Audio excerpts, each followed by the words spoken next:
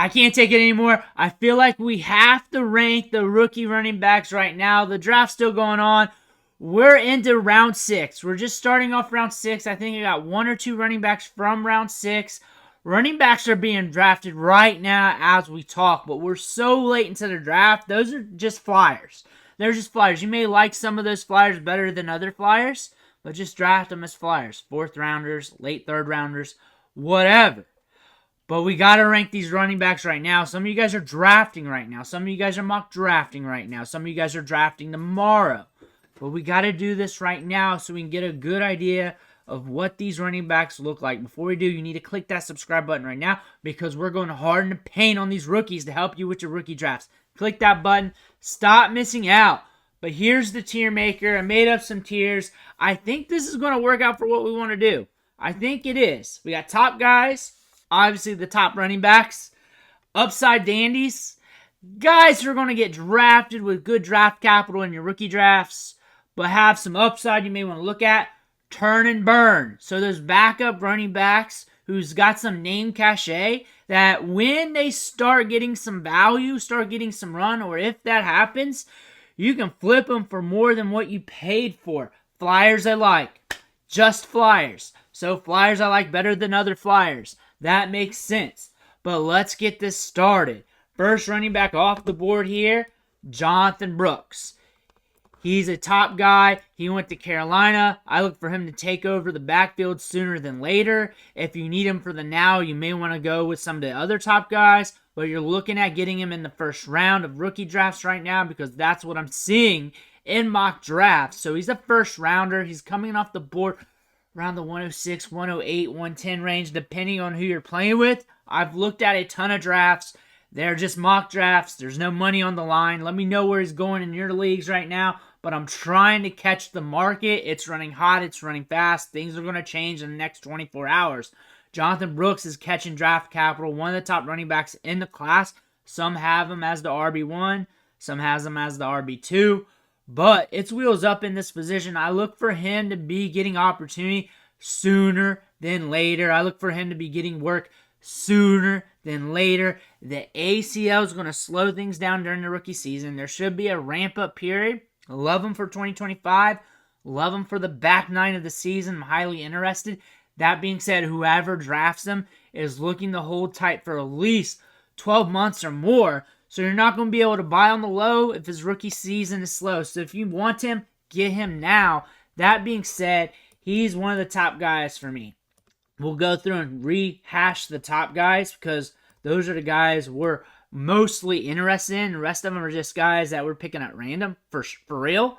For real. But Jonathan Brooks, one of the top running backs in this class. No one's going to argue that. Another top running back in this class, Trey Benson. And you know what? He's going to be getting that backfield sooner than later. James Conner is not going to be lasting forever. He's held together by duct tape and weeds. That being said, Trey Benson, 4.39 speed, right? Home run hitter, has thickness, had good vision, catch ball in the backfield, can do a little bit of everything. We got round 3 draft capital, drafted in the top 100. Has a lot of upside, has speed to burn. Can really be a breath of fresh air in this offense. You got Kyler Murray at quarterback. You also have Maserati Marv there at wide receiver, so you're not going to load the box too much. That being said, he's going in the first round of rookie drafts. I took a peek at like a bunch of them real quick. Who would you rather have, him or Jonathan Brooks? Let me know. Type that in the comments right now while hitting that like button. Do it right now while I spin these guys around. So initially, I have Jonathan Brooks as the better prospect. But I think this could be the better situation for Trey Benson. I'm catching questions like that all the time. Pick your poison here. I think diversify. They're both first rounders. I'm going to try to get a lot of both. If I had to pick one, I think Trey Benson's going to do something this year. I think he's going to have opportunity to get you touches this year and add to that profile. I think you're going to have to wait a little bit on Brooks. I think you may have to wait a little bit on Brooks. There's a lot of question marks there. If you hate the question mark, you don't want to deal with it, go with Benson. If you don't want to deal with that question mark of the ACL, you're worried about it, you know what, you're cool with Benson. You're cool. If you've liked Brooks throughout the process, you don't care about the ACL, and you know the Panthers are trying to be on the come up. I say trying to be because they are retooling. They are getting some guys there. Then roll with it. I think Benson, if you're playing on short windows, like the first few weeks of the season, first 6 games or whatever, you're going with Trey Benson. And then his price tag will go up during that time. You can do whatever you want with him. Jonathan Brooks, it might be a slower burn. He might have some more upside over the long term. I do like him a little bit more. I like him better in the passing game. I like him better as a prospect. I think if you're playing more for the short term, you're going Trey Benson. If you like the prospect profile more, it's okay to go with Jonathan Brooks. They're ovulating right now, but we're moving on. Blake Corum. And is he an upside dandy? Is he a top guy? Is he an upside dandy? Is he a top guy? Is he a turn and burn? I don't think he can be a turn and burn because Kyren Williams ain't going to be there forever. He's a running back. Running backs have short shelf lives. His shelf life is getting shorter by the day. And Blake Corum's going to get his opportunity. He's honestly Kyren Williams plus. He's got more speed. He can do everything Kyren Williams can. He is Kyren Williams plus as a prospect. Upside dandy for sure, but honestly, he's a top guy. He's a top guy because of that. You know he's going to get workload. You know he's going to get used. You're just going to have to wait for him a little bit. You're going to have to wait for him a little bit. I definitely have Brooks and Benson ahead of him. I definitely do. But I know Corum's going to get his opportunity sooner than later, and it might be in 2025. It might be on the back 9 of this year, but Kyren Williams cannot have that workload that he had last year. That just can't be. That just can't be a thing. Kyren Williams has to split that up. Kyren Williams is no more with that workload. He's not getting that workload anymore, and Blake Corum is good enough to compete with Kyren Williams, and he's good enough to usurp him. He's faster, more explosive, more athletic, and can do all the same things Kyren Williams can. He's good between the tackles. He can grind it between the tackles. He's very reliable at everything. Pass blocking, running the play how it's ran. Coaching staff's going to like him. The coaching staff's going to like him. Cam Akers fucked up so much that they've drafted Blake Corum because they wanted a dependable running back, and they rolled with Kyren Williams 1,000,000 touches because he was so damn dependable, and I do not want another undependable, if that's a word, running back to run their backfield. He's going to get his opportunity sooner than later. Slower burn, maybe even a slower burn than Jonathan Brooks. If you want a fast burn, that's Trey Benson. Next, upside dandies, turn and burns. We're looking at Marshawn Lloyd here. Marshawn Lloyd, throughout the process, I liked him. I just want to talk about him real quick because he's got good size adjusted athleticism, catches the ball out of the backfield. That upside for fantasy is there. It is. He can take over a backfield. But we got Josh Jacobs on the Packers. You know it's the Josh Jacobs show. However, you know, injuries, you're backing up there. You might get your opportunity sooner than later. Fast-paced offense could fuel him. Josh Jacobs can't hold it down forever. This is not the long game for running backs. But Josh Jacobs can hold it down for a good bit and make you sour on Marshawn Lloyd. But if the first thing happens, Marshawn Lloyd is going to the moon. If the latter thing happens, Marshawn Lloyd's dead. So it is a huge gamble. That being said, when you think about that, he's a gamble, making him kind of like an upside dandy. You got that Packers offense. You got him playing in the back of that depth chart. You're waiting for something to happen for Josh Jacobs. He could also be a turn and burn. Especially if you think Josh Jacobs, when he comes back from that injury, or the bad thing happens to Josh Jacobs, comes back and just balls out still. But if you're expecting Josh Jacobs to hold it down at least for 2 years, 3 is going to be a stretch. You may want to just stay away. That being said, maybe he's a turn and burn. Maybe he's a turn and burn. He's kind of like a hybrid between turn and burn and upside dandy. Because the upside's there. The upside's definitely there because if he starts getting opportunities, the market's going to run hot with him. The market's going to run really hot because he's got that G by his name with the Packers. And then on top of that, size adjusted athleticism, played for USC. We got that power. We got that size. People are going to buy in. You can turn and burn them, though, when that happens. Catch you first. Get you somebody that would be usually in this tier. That's what you're looking at here. He does have a lot of upside. That upside can allow you to turn burn. Upside dandy. Let's just keep him there. I gave you the context. You got to roll with that. Jalen Wright with the Dolphins. 4.3 speed. going to the Dolphins. They only want 4.3 speed on this team. This is a fast-paced team. They play fast-court basketball here. They got Tyreek Hill, Jalen Waddle, Devin H. And now come on down, Jalen Wright. When you think about Mostert, he's going to be there for a bit. They're going to run Mostert into the ground. Once he's the dust, in comes Jalen Wright. Back half of the season. Mostert's not going to be ran into the ground for a full season. He's going to go to dust eventually. So much upside, it makes your eyes bleed. The thing about upside, like you like that word, it's great. But when there's a lot of upside, there's also a lot of downside, because you can't have upside without the downside, because the downside kind of fuels it. If not, that'd just be the way. You get what I'm saying? Remember, there's downside here. Devin Achane, not the best runner in the class, not the best vision in the class. Does have production in SEC level. We do have good size and just athleticism. We're on a team that can fuel fantasy production. But remember, you're chasing upside here. You may want to turn and burn if that happens, especially if the market jumps the shark, something you want to pay attention to. But again, upside for days, you might be enjoying that with any of these players. Moving on. Before I move on, though, I think you're more likely to catch upside with Jalen Wright on the short term if you're looking at both these running backs, which are not from what I'm seeing on my ADP that I'm remembering in here from looking at a bunch of drafts real quick. Jalen Wright's going in the back half of the first round, early second round. He's going there, Marshawn Lloyd. Some drafts falls to the third. Some drafts goes late second. Keep that noted. That's not real ADP. That's me looking at like 15 drafts really fast and saying, hey, this is happening. Blake Corum's going in the second. Jonathan Brooks and Trey Benson are going in the first. Jalen Wright's got to pump up because he's got that Dolphins privilege. Like I'm saying, he's going ahead of Blake Corum in a lot of leagues. That's what I'm seeing. In a lot of mock drafts, that's not real leagues. There's no money on the line right there.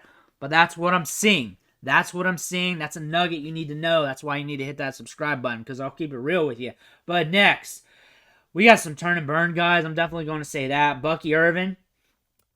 Like, you know he's not going to be the guy in the offense, but he does have some opportunity here to catch passes out of the backfield. If he does get that opportunity, he could be the guy for a little bit, for a short bit. People like that profile. People liked him prior to the combine. Prior to that, and then after that, radio silent because he failed it, right? But he can catch passes out of the backfield. Rachaad White's there. Rachaad White's the man. I do not see him taking Rachaad White's job or hurting his value or production. But he could be a guy that could take over if something happens to White, and something happens to every running back over the course of time. That's just the way the game's played.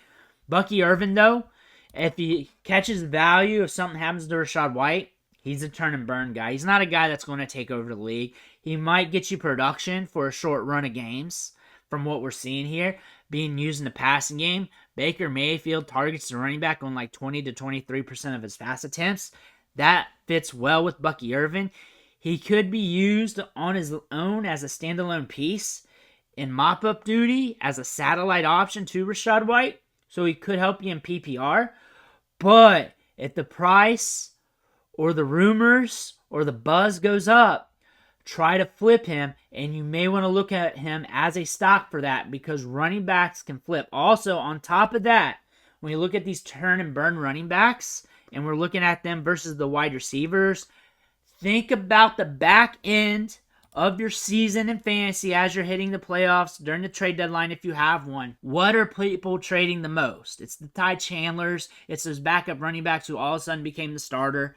Any of these running backs, they become more liquid in opportunities for wide receivers. If the starter goes down, the targets just kind of disperse out a little bit. So it's hard to get those deals done, but those running backs who's on the back end here, the turn and burns, the flyers, they can be dealt. You may want to push them over some of those wide receivers you like in the third and fourth rounds of rookie drafts.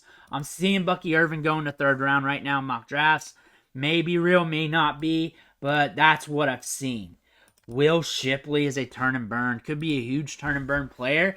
Clemson running back, decent receiving profile, can be good between the tackles, used on the Eagles, could buoy his production. Could be a player that if he's on the back end of your roster, something that happens to Saquon Barkley, which usually does, his value is going to go up in season. You can deal him away for a lot more than what you paid, or at least for something to get you by. to move up for the future in your draft picks or whatever, or you can use them for a little bit of production. But again, a turn and burn piece that you're getting in the third round of rookie drafts. Maybe late second, because I've seen that too. Third round's where he's locked in. That's where he's been locked in prior to the NFL draft, so he didn't really lose value. Really, he was pegged to be drafted in the fourth round. That's where he went. More early fourth round, but still. Turn and burn player, because a player like this, who gets their opportunity, drafted in the fourth round, alright profile, typically what happens, they get their chance, maybe here and there throughout their career, but overall, you'll forget about them. You'll forget about them. Very few of them hit. For every one that hits, there's like a graveyard of 20 running backs. Ray Davis, on a good offense with a good opportunity. We got some running backs there, Cook and company, all that stuff.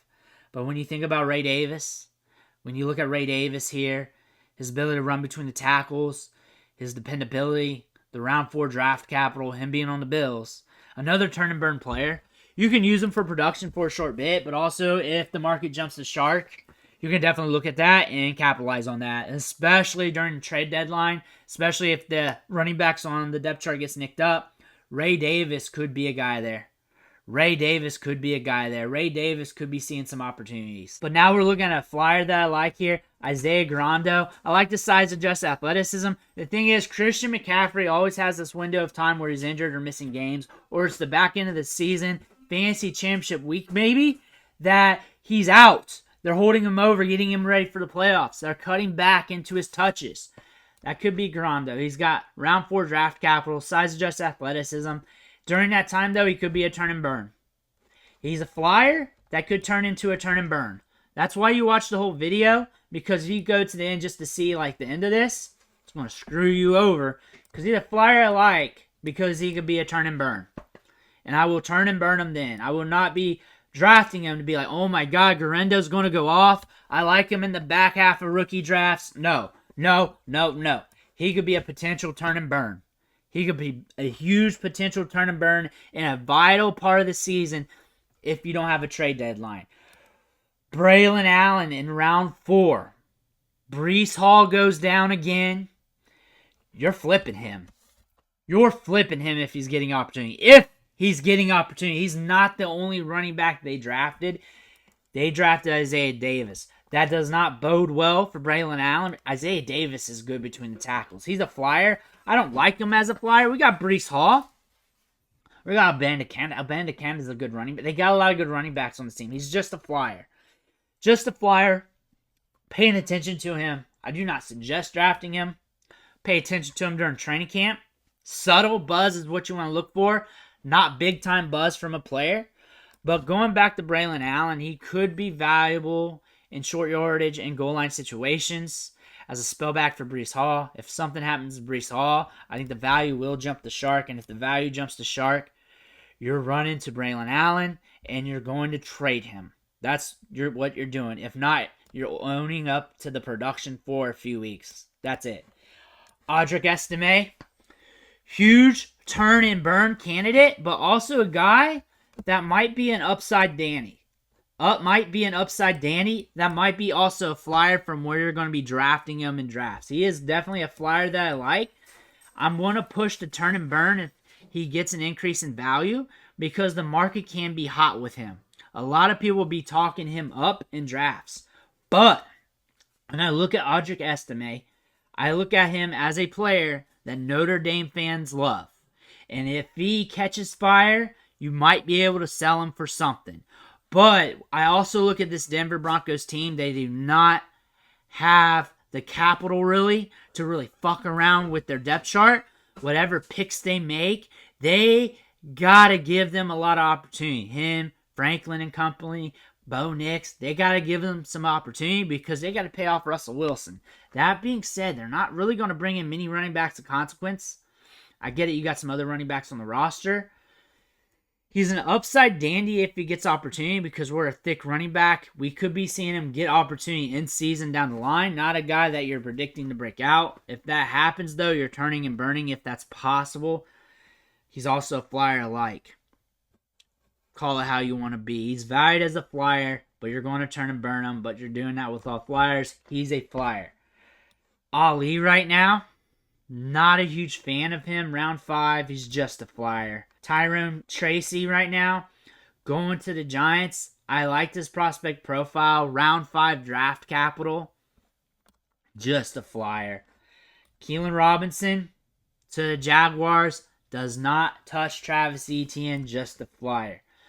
The Chargers got Kamani Vital. What I like about him, I'm going to put him here just for giggles, but what I like about him is you go on Twitter after he got drafted, people were saying he was the best running back on the team, but there is some fragility at the running back position. I think he's going to be a massive hoard for a lot of people in Dynasty, and with him being a massive hoard and a lot of people talking him up right now, he's going to be a turn and burn candidate with some upside due to the fragility of the running backs there due to their injury histories. He's a flyer I like in drafts due to that, but a lot of people are going to draft him to lock on with take lock.